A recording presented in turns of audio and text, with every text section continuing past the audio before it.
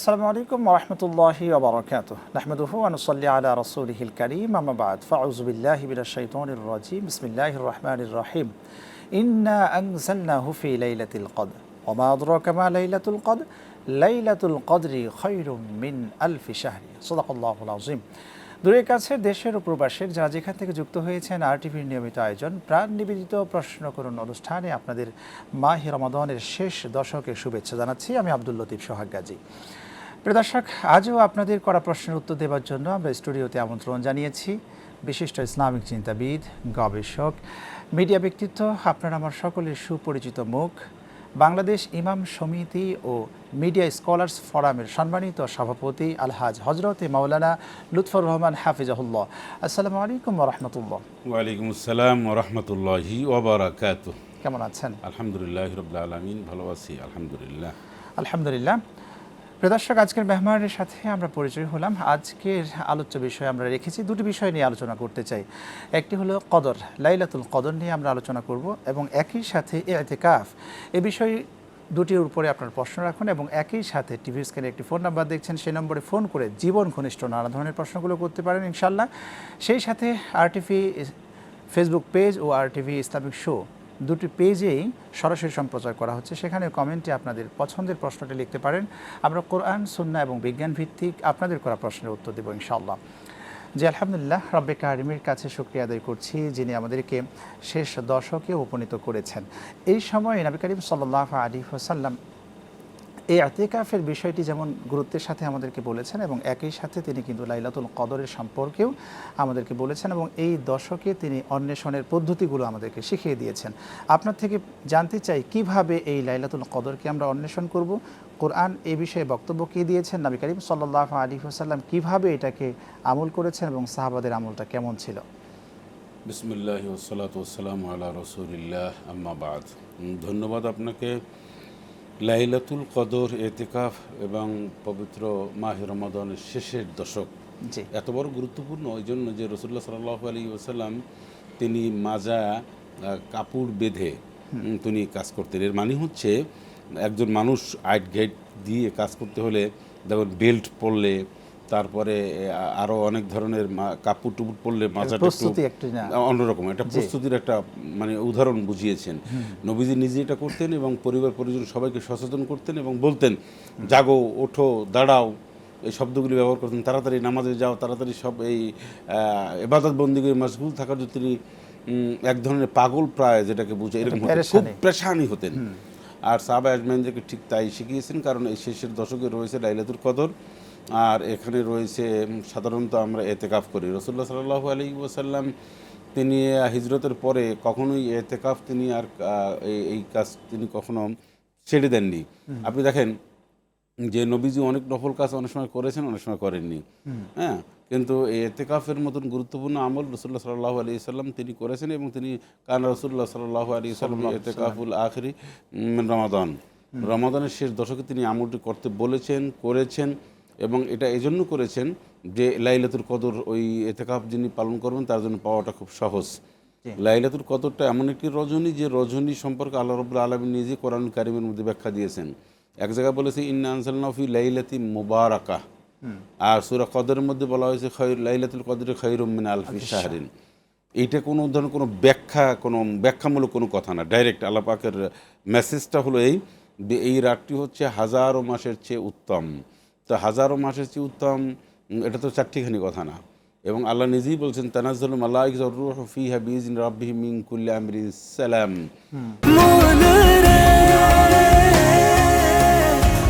এভাবে ভরপুর বেঁচে থাকাটাই জীবন, আর জীবনের স্বাদের অনিবার্য সঙ্গী প্রাণ।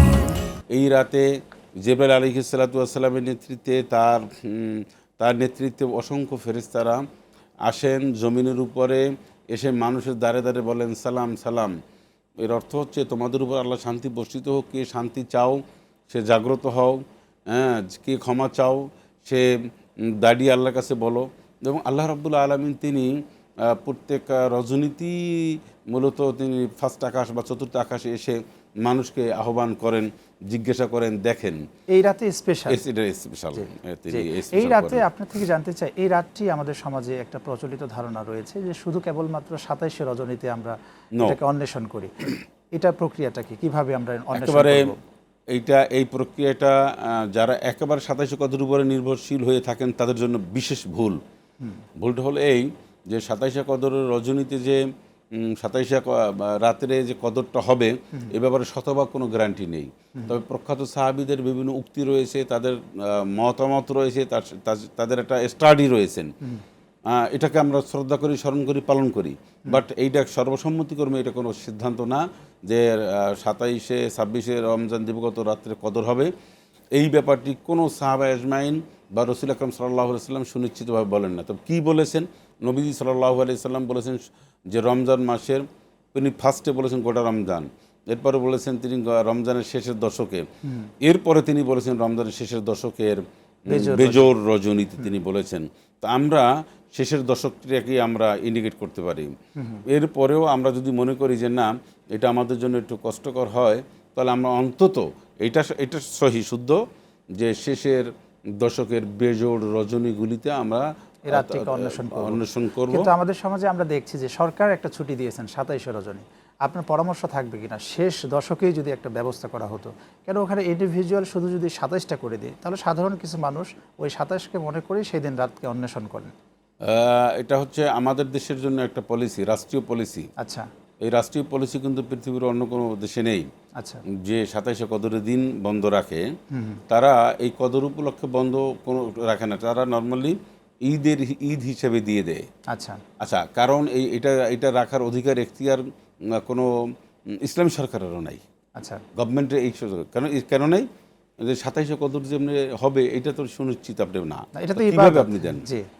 এটা দিতে হলে তো আপনার একটা গ্রাউন্ড লাগবে। যে গ্রাউন্ডে আপনি দিচ্ছেন সেই গ্রাউন্ডেই তো দুর্বল, নিশ্চয়তা নাই। দুর্বল বলতে নিশ্চয়তা নাই। আমি আবার রিপিট করছি আপনাকে, রসুল আকরাম সাল্লাল্লাহু আলাইহি সাল্লামের বক্তব্য 27শে কদর উপরে যে 27শে রমজানে হবে, 26শে রমজান দিবগত রাত্রে, স্পষ্ট কোনো বক্তব্য নাই এবং ম্যাক্সিমাম সাহাবীদেরও নাই। এখন যাদের আছে আব্দুল্লাহ ইবনে মাসউদ রাদিয়াল্লাহু তাআলা থেকে শুরু করে কয়েকজন সাহাবীদের যে সমস্ত অ্যানালাইসিস আছে, যে সমস্ত যুক্তি তারা দেখিয়েছেন, ইজমা কিয়াস দিয়েছেন, আবার অন্যদিকেও অনেক প্রখ্যাত সাহাবীরা আবার বেজোর রজনীতে যে কোনো দিন হতে পারে এই মর্মে হাদিস বিশ্লেষণ, ব্যাখ্যা, ইজমা কিয়াস বেশি হয়েছে। তো আমরা শুধু 27শে নির্ভরশীল হতে পারি না, আর এটা আমাদের জন্য হওয়া ঠিকও না। যদি কোনোভাবে মিস্টেক হয়ে যায়, তাহলে এই দায়ভার কে নেবে? বা আমি যে বঞ্চিত হলাম, তো এটা ঠিক না। একথা সত্য যে আমরা ওই দিনকারে গুরুত্বটা তুলনামূলক বেশি দিতে পারি, এটা সত্য হতে পারে।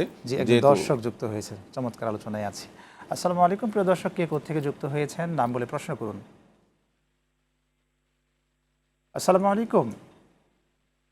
জি হুজুর, আসসালামু আলাইকুম হুজুর। ওয়ালাইকুম আসসালাম, জি প্রশ্ন করুন। মাসুম কুমিল্লা ধর্মপুর থেকে। প্রশ্নটি পবিত্র কোরআন থেকে সূরা আল ইমরান আয়াত 85 অধ্যায় 3, সূরা আল ইমরান আয়াত 85। ওকে। আল্লাহর কাছে একমাত্র গ্রহণযোগ্য ধর্ম হচ্ছে ইসলাম। আল্লাহর কাছে একমাত্র গ্রহণযোগ্য ধর্ম হচ্ছে ইসলাম। এর মানে কি? পবিত্র কোরআন কি বলতেছে? সূরা আল ইমরান আয়াত 85।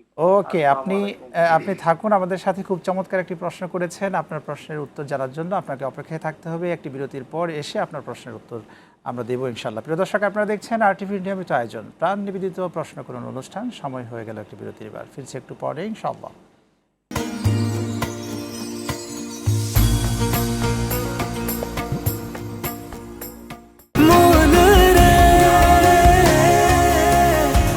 এভাবে ভরপুর বেঁচে থাকাটাই জীবন, আর জীবনের স্বাদের অনিবার্য সঙ্গী প্রাণ।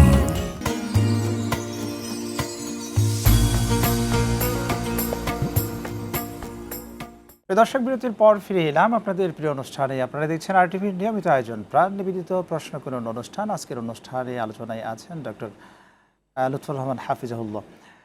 যে বিষয়ে আমরা আলোচনায় ছিলাম, একজন দর্শক আমাদের থেকে জানতে চেয়েছিলেন যে মনোনীত ধর্ম ইসলাম বলতে কি বোঝানো হয়েছে সূরা আলে ইমরানের যে তথ্যটুকু শুনবো ইনশাআল্লাহ। একজন দর্শকও যুক্ত হয়েছেন আমাদের সাথে। আসসালামু আলাইকুম প্রিয় দর্শক, কে কোথা থেকে যুক্ত হয়েছেন নাম বলে প্রশ্ন করুন। ওয়ালাইকুম আসসালাম, আমি মোহাম্মদ জসিমউদ্দিন বলছিলাম। জি। হ্যাঁ, সূরা নূরে ৫৫ নম্বর আয়াতে আল্লাহ ওয়াদা করছেন যে পৃথিবীতে খিলাফত আসবে।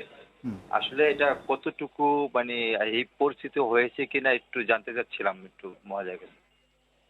ওকে, আপনি থাকুন আমাদের সাথে, আপনার প্রশ্নের উত্তর আমরা দিব ইনশাল্লাহ। যে আগের যে প্রশ্নটি করেছিলাম সেই প্রশ্নটি না, তিনি বলেছিলেন যে ইন্নাদ্দিন ইনদাল্লাহিল ইসলাম, আল্লাহ পাকের একমাত্র মনোনীত ধর্ম হচ্ছে ইসলাম। হ্যাঁ, এটাই সত্য কথা। এই পৃথিবীতে যত ধর্ম রয়েছে সেই সকল ধর্ম আল্লাহর একটা ধর্ম আল্লাহর মনোনীত না। আল্লাহ চুজ করেছেন, তার মনোনীত, তার রিকমেন্ডেশন রয়েছে একটি ধর্মের উপরে, সেটি হচ্ছে আমাদের যে ধর্ম, ইসলাম ধর্ম। সরি, এটা আমরা আসলে প্রচার করি, তবে অন্য ধর্মকে আমরা নেগলেন্সি বা ইগনোর করি না, কারণ তারা হয়তো কষ্ট পাবে যে তারাও তো মানুষ, তারা নিজেরা বানিয়ে নিয়েছেন।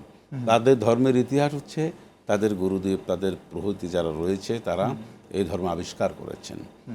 আর আমাদের ধর্মের ইতিহাসটা টানলেই কোরআন এবং সুন্নাহর মধ্যে, কোরআনের মধ্যে আমরা পাই, মানে এটা ডাইরেক্ট আল্লাহ রাব্বুল আলামিন বলে দিয়েছেন, সেহেতু আমরা এটা বলবই। এবং পৃথিবীতে অসংখ্য মুসলিমরা তারা মুসলমান হয়ে এই মর্মে তারা বক্তব্য দিয়েছেন যে পৃথিবীতে ইসলাম ধর্ম হচ্ছে শ্রেষ্ঠ ধর্ম, এক নম্বর ধর্ম, আল্লাহ রাব্বুল আলামিনের কাছে মনোনীত ধর্ম, একটি সব ধর্ম। মিলিয়ে মনোনীত ধর্ম সবাই বলেছেন। জি জি, দর্শক দ্বিতীয় যে প্রশ্নটি করলেন, খিলাফতের বিষয়টা হলো না আলোচনা সাপেক্ষে। এই জমিনে আল্লাহ পাকের একটা হুকুম, এটা মানে আলোচনা শুনবো, এটা নিয়ে একজন দর্শকও যুক্ত হয়েছেন। জি, ফোনটা নিয়ে আসি। আসসালামু আলাইকুম, প্রিয় দর্শক, কে কোত্থেকে যুক্ত হয়েছেন নাম বলে প্রশ্ন করুন। আসসালামু আলাইকুম। ওয়ালাইকুম সালাম। জি, প্রশ্ন করুন। ওয়ালাইকুম সালাম। আমার প্রশ্নটা হচ্ছে, আমার স্বামী মারা গেছে 2 মাস হয়েছে। হ্যাঁ জি, শুনছি। আমার স্বামী মারা গেছে 2 মাস হয়েছে। তো আমার ছোট ছোট 2টা বাচ্চা, উনি কোনো কিছু রাখিয়ে যেতে পারে নাই। তে উনি কোনো কিছু, এখন আপনি আমার ননদ হচ্ছে আমার সংসারে মনে করেন কম বেশি যাই হোক উনি দেয়, কিন্তু উনি সুদের টাকা খায়। আচ্ছা, আপনি থাকেন, বুঝতে পারছি। বুঝতে পারছি, আপনি থাকুন আমাদের সাথে। জি, ওনার হাজবেন্ড মারা গিয়েছেন, উনি অভাবী, উনি ওনার কষ্টে আছেন, এক কথায় সম্মান রেখেই বলছি। এখন ওনাকে যে হেল্প করে তিনি আসলে সুদের টাকা খান, লেনদেন। জি, এখন এখানে অবস্থাটা হচ্ছে এই যে উনি যদি ওনার কোনো আর বিকল্প কোনো পথ না থাকেন, ওয়ে না থাকেন, অবলম্বন যদি আর কোনো বিকল্প না থাকেন, তাহলে উনি খেতে পারবেন। জি জি, কারণ কোরআনুল কারিমের মধ্যে আছে ফামানিতুর গায়রা বাগি ওয়ালা আদিন ফালা ইসমা আলাইহি, নিরুপায় হয়ে কোনো কিছু করলে সেটা গুনাহ হবে না। এখন যেহেতু উনি একজন মহিলা মানুষ, তো উনি বিভিন্ন কারিগরি বিভিন্ন চেষ্টা করবেন, উনি নিজে প্রতিষ্ঠিত হতে প্রচেষ্টা চালাবেন, জি, বাচ্চা কাচ্চা রয়েছে। জি। সেক্ষেত্রে আমাদের উচিত একজন কারণ না কোনো ভালো মানুষ, কোনো আত্মীয় স্বজন এগিয়ে যাওয়া, উনি অ্যাপ্রোচ করতে পারেন বিভিন্ন লোকজনের কাছে যে আপনি আমাকে হেল্প করতে পারেন, আমি যে হেল্পটা পাই এটা আমি শরীয়ত সম্মত না, আমি নিতে চাই না। ওনার দিক থেকে উনি পরিষ্কার পরিচ্ছন্ন থাকবেন, এই নিজের দিক থেকে সকল প্রেরণা, সব কিছু প্রেরণা মানে সব মানে প্রসেস করার পরেও যদি উনি নিরুপায় হয়ে কোনো কিছু করেন, সেটার জন্য উনি দায়িত্ব থাকবেন না। জি জি, সমাজ থাকবে কিন্তু। জি জি, শুকরান। যে বিষয়ে আমরা আলোচনায় ছিলাম, যে খিলাফত সম্পর্কে জানতে চেয়েছিলেন। খেলাফত প্রতিষ্ঠিত হবে, এটাই হচ্ছে সত্য কথা। আল্লাহর জমিনে আল্লাহ দিন প্রতিষ্ঠা করবেন। এটা একটা ভৌগোলিক বা ভূখণ্ডে কোনো সময় আগে হবে, কোনটা অনেক পরে হবে, কোনটা রক্তপাত বেশি হবে, কোনটা গণতান্ত্রিক নানান পথ ধরে যাবে, কোনটা বিপ্লবের মাধ্যমে হবে। তবে এটা সুদূর প্রসারী একটি বক্তব্য। আল্লাহ পাক একটা সময় এই জমিনে ইসলাম ছিল, ইসলামকে আবার এনে দেবেন। মানুষের কর্মকাণ্ডের কর্মফলে ইসলাম দূরে চলে গেছে জমিন থেকে, এটা আবার চলে আসবে। তবে সেটা কোন পদ্ধতি কিভাবে আসবে, এটার অনেকজনই ব্যাখ্যা দিয়েছেন। তবে আমরা এটাও মনে করি যে বিপ্লবের মাধ্যমে হয়, একটা সময় বিপ্লবে সর্বশেষ বিপ্লব হয়, আগে বিপ্লব ম্যাক্সিমাম জায়গায় হয় না। আগে গণতান্ত্রিক একটা রূপরেখার মাধ্যমে এগিয়ে গিয়ে যখন ইসলাম বিজয়ের তার প্রান্তে পৌঁছে যায়, তখন একটা বিপ্লব হয়, স্বাভাবিক। জি, শুকরান। আমরা আরেকটি বিষয় নিয়ে আলোচনায় ছিলাম, সেটা ইআতিকাফ। আপনি লাইলাতুল কদর নিয়ে কথা বলছিলেন। আচ্ছা, এখানে দুটি প্রশ্ন করে রাখি। একটি হলো লাইলাতুল কদরের সালাতের ক্ষেত্রে পড়ার প্রক্রিয়াটা কি? অনেকেই দেখবেন যে দুরাকাত করে পড়ে, আবার লাইলাতুল কদরের জন্য ভিন্ন নিয়তের কথা বলেন। ভিন্ন সূরার কথা বলেন, এই যে বিষয়গুলো, এই প্রক্রিয়াটা কিভাবে পড়বে? লাইলাতুল কদরকে নির্দিষ্ট করে নামাজ না, আচ্ছা, নামাজ নফল পড়বে, নফল পড়বে। তাহাজ্জুদ নামাজ, নফল নামাজ পড়বে। লাইলাতুল কদরকে সামনে রেখে বেশি করে ইস্তেগফার পাঠ করতে পারে, এবং আরেকটা হচ্ছে যে সে কোরআন কারীম তেলাওয়াত করতে পারে বেশি, কারণ লাইলাতুল কদরে মূলত ইন্না আনজালনাহু ফি লাইলাতুল কদরে, আমি কোরআন নাজিল করেছি কদরের রজনীতে। সুতরাং কদরের রজনীতে যেহেতু কোরআন নাজিল করেছে, এই কোরআন নাজিলের রাতে আপনি কোরআন বেশি বেশি করে একদম বেশি তেলাওয়াত করতে পারেন। সেকেন্ড ইস্যু হচ্ছে রাসূলুল্লাহ সাল্লাল্লাহু আলাইহি ওয়াসাল্লাম যে দোয়াটা শিখিয়েছেন, এটা হচ্ছে আমাদের সবচেয়ে বড় হাতিয়ার। যেহেতু নবী বলেছেন, আয়েশা সিদ্দিকা রাদিয়াল্লাহু তাআলা আনহা বলছেন, ইয়া রাসূলুল্লাহ, এই কদরের রজনীর যে গল্প, এই কদরের রজনীর যে আপনি আমাদেরকে বললেন ফজিলত তাৎপর্য, আমরা যদি এটা পাই তাহলে আমরা কি করব? নবী সাল্লাল্লাহু আলাইহি ওয়াসাল্লাম বলেছেন, তোমরা এই দোয়াটা বেশি বেশি করে পড়বে, আল্লাহুম্মা ইন্নাকা আফুউন তুহিব্বুল আফওয়া ফাআফু আননি। মাশাআল্লাহ, খুব চমৎকার আলোচনায় আছি, শুনবো ইনশাআল্লাহ একটা বিরতির পর ইনশাআল্লাহ। প্রিয় দর্শক, আপনারা দেখছেন আর টিভির নিয়মিত আয়োজন প্রাণ নিবেদিত প্রশ্ন করুন অনুষ্ঠানের এই পর্যায়েও একটি বিরতি নিচ্ছি, ফিরছি একটু পর ইনশাআল্লাহ।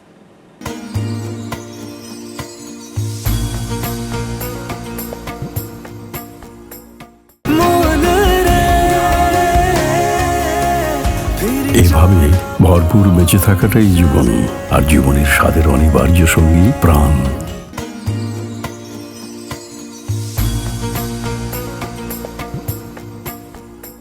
প্রিয় দর্শক, বিরতির পর ফিরে এলাম আপনাদের প্রিয় অনুষ্ঠানে। দেখছেন আর টিভির নিয়মিত আয়োজন প্রাণ নিবেদিত প্রশ্ন করুন অনুষ্ঠান। আজকের অনুষ্ঠানে আমরা আলোচনায় আছি লাইলাতুল কদর এবং ইতিকাফ নিয়ে। যে আপনার লাইলাতুল কদর সম্পর্কে আপনার থেকে জেনেছি, ইতিকাফ সম্পর্কে কয়েকটি প্রশ্ন করতে চাই। আল্লাহ রাব্বুল আলামিন পবিত্র গ্রন্থ আল কোরআনে বলছেন, ওয়ালা তুবাশিরুহুন্না ওয়া আনতুম আকিফুনা ফিল মাসাজিদ। এইখানে ইতিকাফ সম্পর্কে রব্বে কারীম আমাদের কী ধরনের তথ্য দিয়েছেন? ধন্যবাদ। হ্যাঁ, কোরআন কারীমের এই বক্তব্য সঠিক, এবং এখানে আল্লাহ রাব্বুল আলামিন বলছেন যে তোমরা ইতিকাফরত অবস্থায় স্ত্রীর একান্ত মিলনে তোমরা যেও না, যেটাকে বোঝানো যায় যে সহবাস, যেটা একান্ত মিলন, এটাকে একান্ত মিলন বলা যায়। তো এটা নিষেধ করা হয়েছে, এটা একদম নিষেধ। একজন ইতিকাফকারী যিনি করবেন, তিনি তো বাসায় যাওয়ার তার সুযোগ নাই অকারণে। তবে কারণ এটা হচ্ছে যে তার বাসা কাছে থাকে, মসজিদে কোনো অ্যারেঞ্জমেন্ট ঠিকঠাক না থাকে, তখন উনি চাইলে একটু গোসলটা দ্রুত করে আসতে পারেন। এরকম কিছু এমার্জেন্সি কাজ যেটাকে বুঝায়। গোসলের জন্য কি সে বাসায় যেতে পারবে না? যদি মসজিদে ওনার অ্যারেঞ্জমেন্ট না থাকে, অনেক সময় অনেকের আছে যে কমোড বা টয়লেট ইউজ করেন, এটা মসজিদে অ্যারেঞ্জমেন্টে নাই, ওনার সামনেই বাসা, উনি একদম ওই ইতিকাফের ফ্লেভারটা নিয়ে যাবেন এবং আসবেন, এটা ঠিক আছে, এতটুকু উনি করতে পারেন। যেহেতু এটা একটা দীর্ঘ সময়, এটা তো মানুষের জরুরি বিষয়। অনেকে আছে শারীরিক সুস্থতা অসুস্থতার ব্যাপার আছে না। মহিলারা ইতিকাফ করবেন কিভাবে? মহিলারা ইতিকাফ করা তাদের জন্য সুন্নাহ বা মুস্তাহাব নিয়ম হচ্ছে, ওনারা ওনার বাসায় একটা জায়গায় চাদর দিয়ে একটা কর্নারে অবস্থান করবেন, যে জায়গায় সালাত সবসময় আদায় করেন সেখানে। তবে সেক্ষেত্রে ওনাদের স্বামীর কাছ থেকে অনুমতি নিতে হবে। সেকেন্ড ইস্যু হচ্ছে বাচ্চা কাচ্চার খাওয়া দাওয়া অ্যারেঞ্জমেন্ট, সাহারি, ইফতারি, সব ধরনের লোকজনের সব অ্যারেঞ্জমেন্ট থাকবে। আফটার উনি এই কাজটা করতে পারেন, অসুবিধা নেই। হুটহাট করে উনি বসে যাবেন, ইফতারি বানাইতে যাবেন, বাচ্চা কাচ্চারা খাওয়াবেন, দৌড়িয়ে সবাই ওনার অন্তর্মহলে ঢুকবেন, এটা না। এটা আগে পুরো পরিস্থিতি দরকার আছে। ইতিকাফ মানুষ বসে কেন, কিসের জন্য? ইতিকাফ হচ্ছে আবদ্ধ রাখা, একটা নিরিবিলি বিচ্ছিন্ন দুনিয়ার লোভ লালসাকে উপেক্ষা করে আল্লাহ সন্তুষ্টি অর্জনের জন্য মসজিদের নির্দিষ্ট একটি জায়গায় বসাকে ইতিকাফ বলা হয়। ইতিকাফে বসলে আল্লাহ সান্নিধ্য লাভ খুব সহজে করা যায়, কদর খুব বেশি সহজে এটাকে হাসিল করা যায়। এই সব মিলিয়ে ইতিকাফ। আমাদের সমাজে আমরা এখন এটাও দেখি যে অনেকে ভাড়াটিয়া ইতিকাফ বসানো হয় টাকা দিয়ে। এই ইতিকাফ কি আল্লাহ রাব্বুল আলামিনের কাছে? বিষয়টা হলো যে ইতিকাফ হচ্ছে সুন্নাতে মুআক্কাদা কিফায়া। একটা ফোনে আসে, দর্শক যুক্ত হয়েছে। আসসালামু আলাইকুম প্রিয় দর্শক, কে কোথা থেকে যুক্ত হয়েছেন নাম বলে প্রশ্ন করুন। আসসালামু আলাইকুম। আসসালামু আলাইকুম। সম্ভবত দুঃখিত, লাইনটি কেটে গেছে। জি, এখন ইতিকাফে আপনার এটা একটা জরুরি একটা ইবাদত। যারা ভাড়াটিয়া, এটা ঠিক না। আমরা সব কাজ করি, কিন্তু ইতিকাফে আমরা দুর্বল মানুষদেরকে বসাই, মুরব্বি দেখে বসাই, এটা ঠিক না। ইতিকাফে যত সবল এবং প্রোফাইল ভারী এই সমস্ত লোক যত বেশি বসবে, সবও বেশি হবে। এটা মহল্লাবাসীর পক্ষ থেকে একজন বসলে মোটামুটি আদায় হয়ে যাবে। এটা আদায় যেমন হয়ে যাবে, আমরা সত্য। শুনবো ইনশাআল্লাহ। একজন দর্শক যুক্ত হয়েছেন। আসসালামু আলাইকুম, প্রিয় দর্শক, কে কোত্থেকে যুক্ত হয়েছেন নাম বলে প্রশ্ন করুন। ওয়ালাইকুম আসসালাম আলাইকুম। ওয়ালাইকুম সালাম, প্রশ্ন করুন। আচ্ছা, আমি তাহাজ্জুদ নামাজ সম্পর্কে বলতে চাচ্ছি হুম। যে এটা হচ্ছে আমরা এতদিন সুন্নাত নামাজ পড়ে আসছি, এইমাত্র শুনলাম এটা নফল, এটা কি হবে? আমার ভুল হইতেই পারে। ওকে, ঠিক আছে। তাহাজ্জুদের সালাত নফল না সুন্নাত?